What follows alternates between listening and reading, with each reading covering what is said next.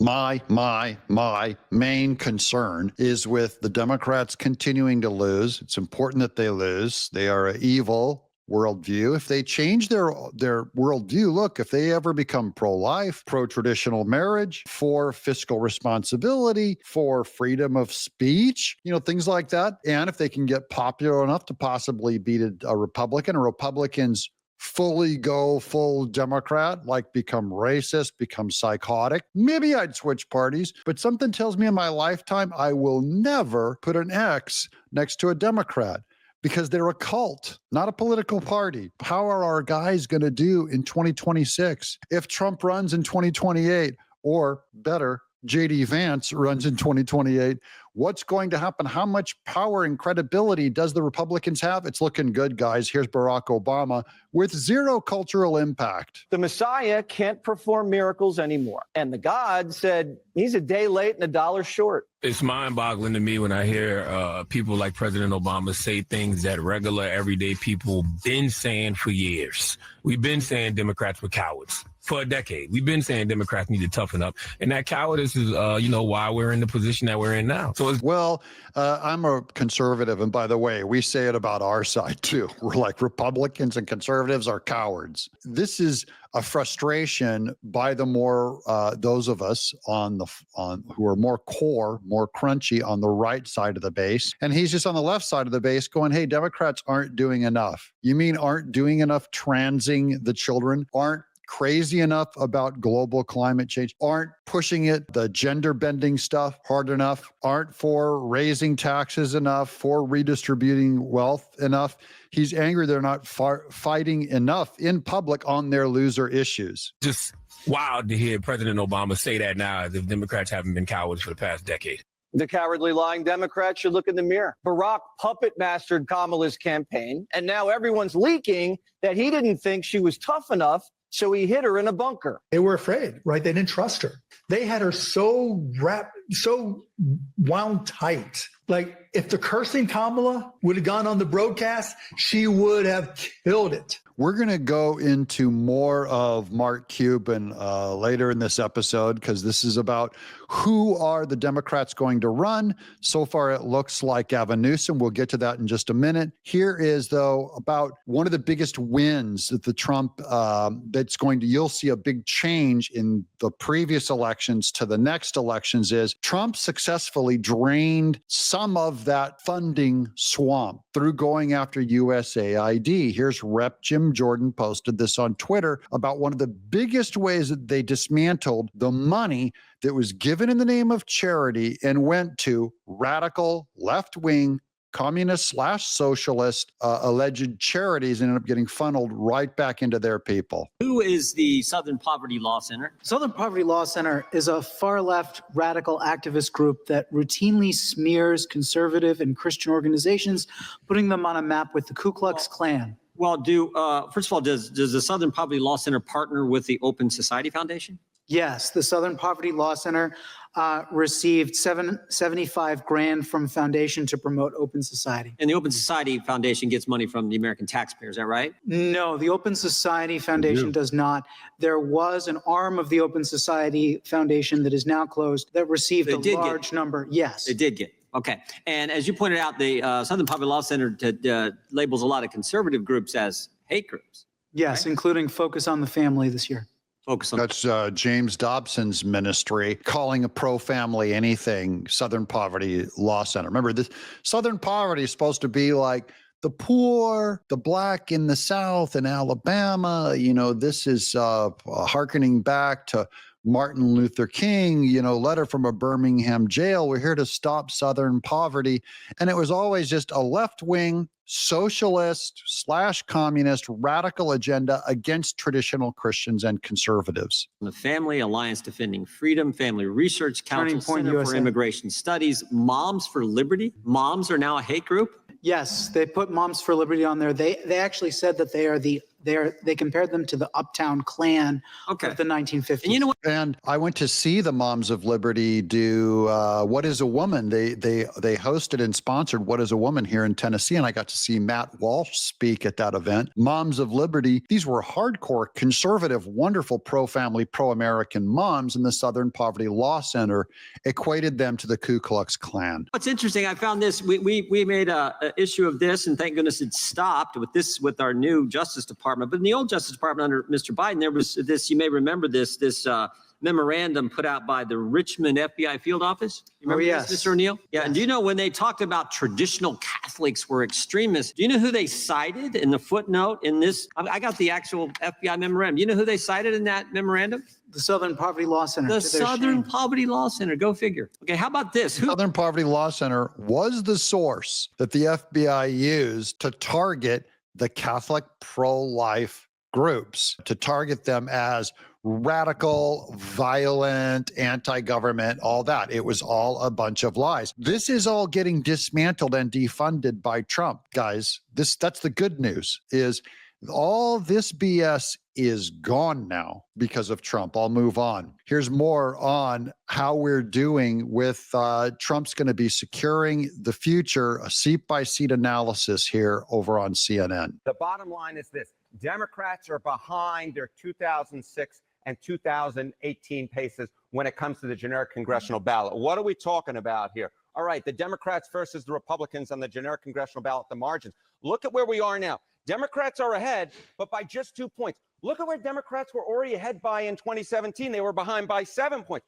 Hugh Hewitt wrote the book, If It's Not Close, They Can't Cheat. Democrats always get a 5-point advantage, they say, sometimes as much as 15 point, but a 5-point advantage just by media tilting things their way, universities and culture tilting things their way. The removal of that 5 points from their usual 7 points ahead to now just 2 points ahead in a generic battle means Democrats will never win another election. If it's a fair game, they won't win. If they merely have a 2-point advantage, this is going to change polling. It's going to change influencing. This is good news for Republicans. In this sense, Trump is absolutely politically saving America by pushing it farther to the right by 5 points for the Republican Party, not independents, not libertarians, not that other stuff. The mainstream Republican Party, which is how you win, and that's all I'm interested in, is never putting an X next to Democrat to make sure they lose. About 2005 on the generic congressional ballot. Ahead by 7 points, and now they're only ahead by 2 points. Their lead is less than half of where it was in either 2017 or 2005 in July of those years, the year before the midterm election. Yes, Donald Trump may be on. So on those midterm elections, usually the party out of office, which in this coming up one in 2026, would favor Democrats. That's what he's showing traditionally, is that the Democrats have a 7-point advantage going into these elections. They only have 2 now, and so they won't be able to flip the House and Senate if this stays true through next year. So CNN could be getting, all those Democrat donors, the Soroses of the world, to start funding these swing states and these vulnerable seats. This is why we have to stick by any MAGA candidate and even any Republican candidate. And I would even support a rhino if I had to, although I'm following Trump. If he says go against Massey, then I'm willing to do that. We have to be united to make sure that we secure more House Senate seats. Popular, but Democrats have not come anywhere close to sealing the deal at this particular point. Yeah, wave looks very different. Yes. All right. This is the generic ballot test. This is when you test people in a generic question. Of course, the House races aren't generic. There are 435 of them. What happens when you go race by race? What happens when you go race by race? Well, it's the same idea. Okay, House seat ratings with the GOP president, like back in 2005 and, of course, 2017. More net pickup seat chances. Well, last time around, look at that. Democrats were ahead by 33 seats. How about in 2005? Democrats were ahead by 7 seats. What's going on right now? It's actually Republicans. Republicans with more net pickup chances at plus 12, according to the Cook Political Report, when you add in the likelies, the leans, and the toss-up races. So it's not just on the generic ballot where Democrats are behind their 2017 and 2005 pace. It's actually when it comes seat by seat, you see that at least at this particular point, Republicans actually have more net pickup opportunities. This doesn't look anything like those wave elections back in 2006. If we increase our leads by 12 points, by 12 seats, we can start saying bye-bye to the likes of Rand Paul and Thomas Massie. They can keep their seat. Well, I like them helping with the majority, but they don't get to run the agenda and hold out their votes and say, I didn't vote on this, and so Trump doesn't get his way. Murkowski, Susan Collins, this starts to dilute their influence as people that you have to listen to. If you can get 12 seats of solid MAGA, those people's influence is gone. And so if they want to have influence, they're going to have to come over and join the MAGA side. That's very good news, guys. This is rock solid. I hope we can hold it, because remember, once the media knows it's time to go after those 12 seats that Republicans are ahead, they'll start doing opposition research. They'll start setting up all of these Republican MAGA congressmen. They'll try and target them with honeypots of prostitutes and scandal. They're going to start doing it now to try and get them to lose. 2018. If it doesn't look anything like those years, what does it look like? Okay, so what does it look like? Well, let's take a look back at the generic congressional ballot. What was going on in Ipsos in October of 2024? Democrats were ahead by 2 points. Look at where we are now. Democrats ahead by 2 points among registered voters.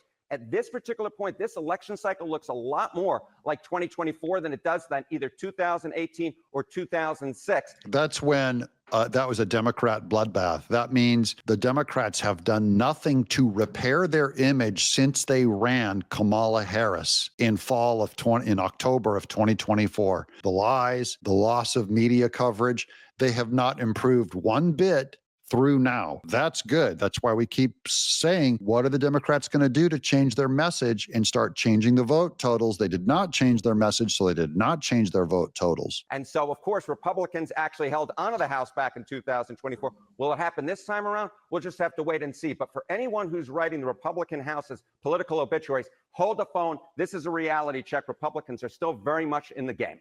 Area, and that'll be quite a reality check, I think, for a lot of Democratic voters. Yeah, well, like we said yesterday with Cuomo, I don't want the Democrats to learn their lesson, so let's keep this on the down low from the Democrats. I don't want them to respond to this. I don't want them to change anything. I just want them to keep losing.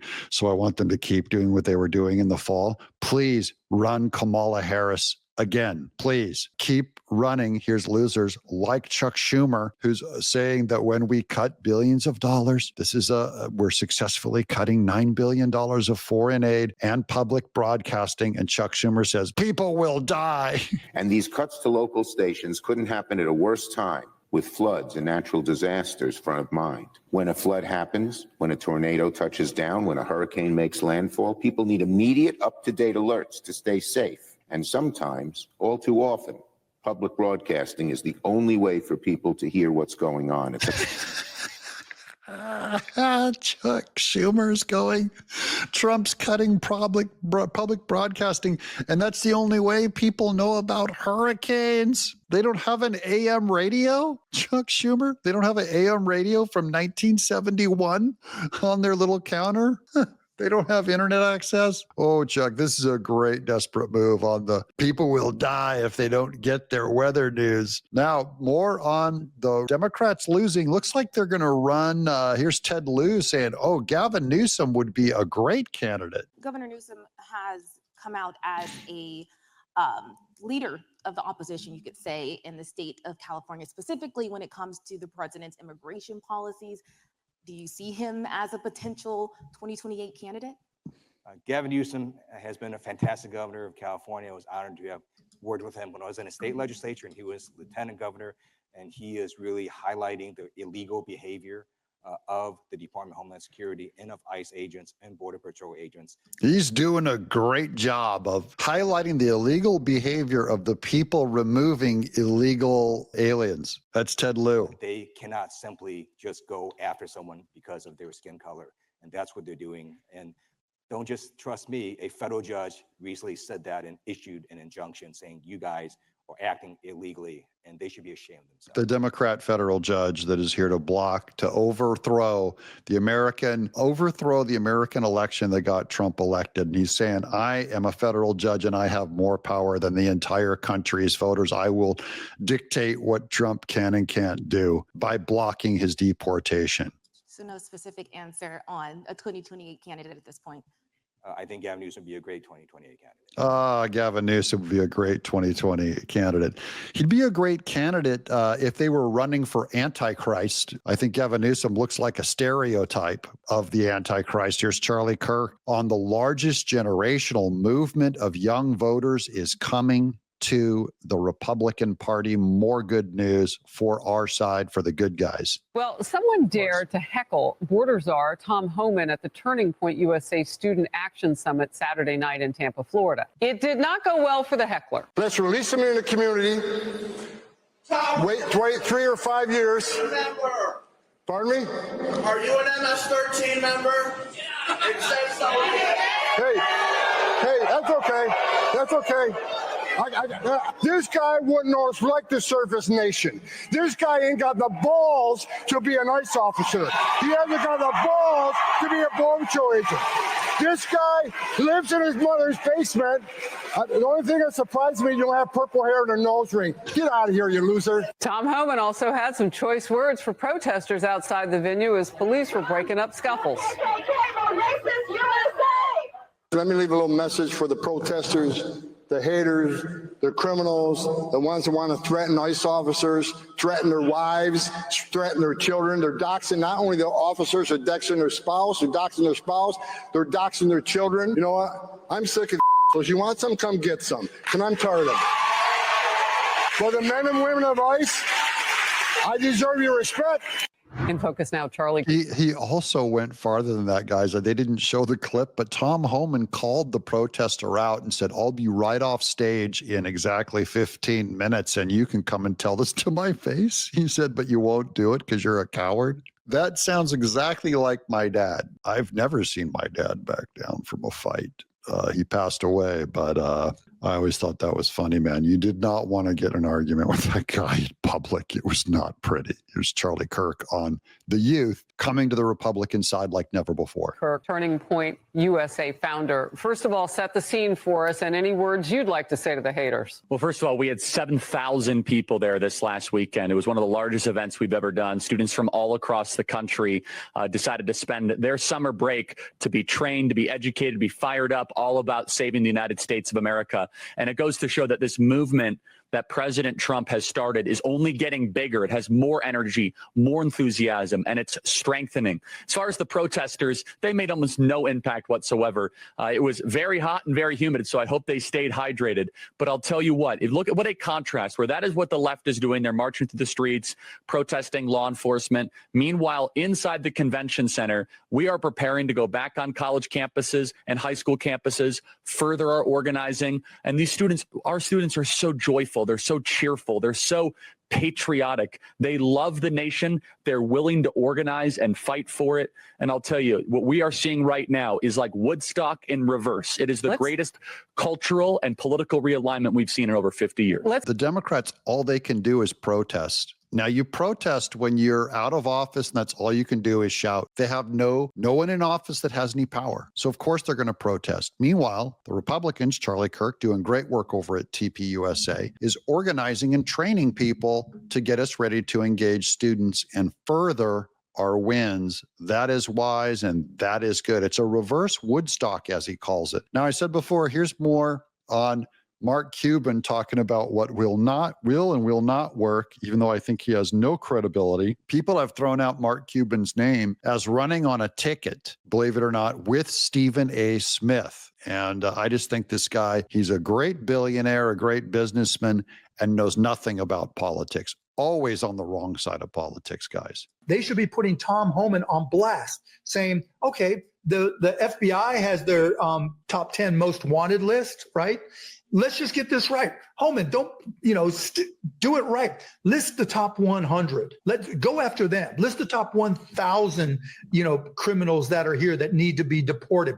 We'll all help you. Yeah, no, Democrats will not help. He's proposing that Democrats should go even farther than Tom Homan. Tom Homan's only doing the top 10 most wanted. We Democrats should be asking for the top 100, and then we'll help you bust them. The problem is they don't want to help bust them. The Democrats want to help cover up for them, hide them, and keep them free. They don't want to bust criminals. So even this plan, nice try, is to steal Tom Homan's plan and for Democrats to do it more. That's the whole problem, is they despise Tom Homan. Now, meanwhile, this final video is on the secret thing that Democrats want to do to influence an election. New. It's Crowds on Demand CEO Adam Schwartz said he was offered $20 million to recruit protesters for anti-Trump protests. Have the organizers of the July 17th demonstrations approached you? Interests aligned with the organizers of the July 17th movement have approached us. And in fact, we rejected an offer that probably is worth around $20 million. $20 million? Correct. I mean, this is a nationwide thing, right? It's not to say I would have made $20 million personally, but the value of the contract would have been worth around that amount nationwide to organize huge demonstrations around the country. But personally, I just don't think it's effective. So it's not to, I'm not trying to call myself virtuous for rejecting it. What I'm saying is I'm rejecting it not because I don't want to take the business, but because frankly, this is going to be ineffective. It's going to make us all look bad. He doesn't want to undermine his own company by taking $20 million from Democrats and funding a bunch of spam astroturfed protesters around the country. That's how bad the Democrats are. These are businesses that don't even want their money because their strategy is going to fail. And so it makes their business look bad. The buy a crowd, the dial a crowd segment, guys, this is incredible good news for Republicans, incredible good news for America. If you're a patriot, I just wanted to give you some solid good news to get some good sleep on. Well, actually, we don't sleep. We keep fighting. But if you're still on board with the Republican Party and with MAGA and the Trump movement, and if you're a little bit encouraged by this video, let us know in the comments below. Are you encouraged? Yes or no? I'm Doug in Exile.